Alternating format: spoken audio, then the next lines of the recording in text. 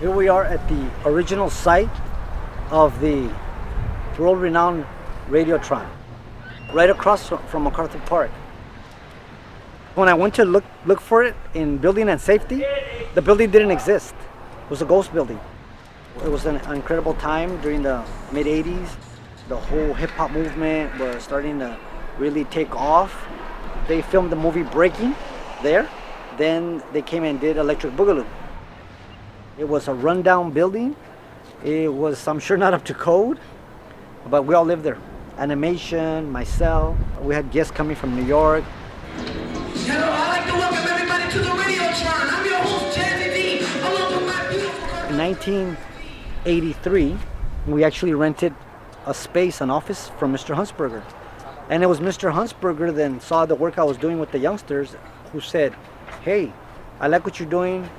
I'm gonna give you this building. And he gave me the keys and he gave me the paperwork and he goes, but one thing, he goes, there's every Friday night from 11 to 5, there's a club, I think it's called Radio. He goes, get rid of them.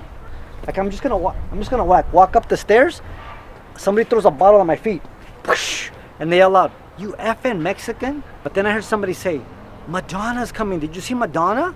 And I go, Madonna? I go, something's going on in here, right? So I walked in, wow, I was amazed.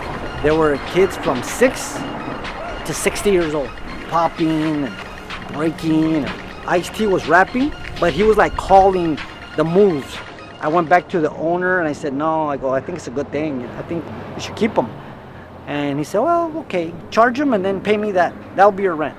And what I found out is that they were negotiating for the movie Breaking. Right after I kicked them out for disrespecting me, some guy knocks on the door. Blah, blah, blah. And I open the door. He's like, we're trying to make a movie here. Who in the hell has this place? And I go, well, I have the paperwork here. Mr. Alvarez, I'm from Cannon Films and we're trying to make the movie Breaking here. And I'm like, okay. I had like $5 in my pocket at the time. I said, well, how much? The guy's like, $500 a day. Cool. After they finished, somebody knocks on the door. Mister, can we break in there? And I'm like, yeah, sure, come on in.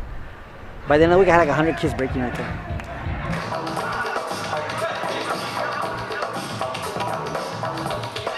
Mr. Huntsberger, which was the owner of this property, gave me the building, but he sold the land to make this. The Youth Break Center, also known as Radiotron, is about to lose its clubhouse. The center in the Macarthur Park area will soon be giving way to development, and Carmelo Alvarez is looking for help. We'd like the city council to help us to find a vacant lot somewhere in the Macarthur Park area where we could actually pick up the building and move it there. The building you're in now? Exactly. But no city officials showed up. So we couldn't save the building, and the building got demolished, and now it's a little mini mall here, and that's what happened. This would be like the lobby, like the offices. This would be like my office right here, right? Then you have like another office here that we converted into a snack bar. And then you have like the 2 bathrooms. And then you have a stairway going up. And then here would be like the door right here. Like say this would be the door. Like the double door, right? Double door opens up. And then you go into the hardwood floors there. And the little stage. Then it had a little balcony. It was really, really a nice little building. Beautiful little theater space. It's awesome, you know. Can't find that.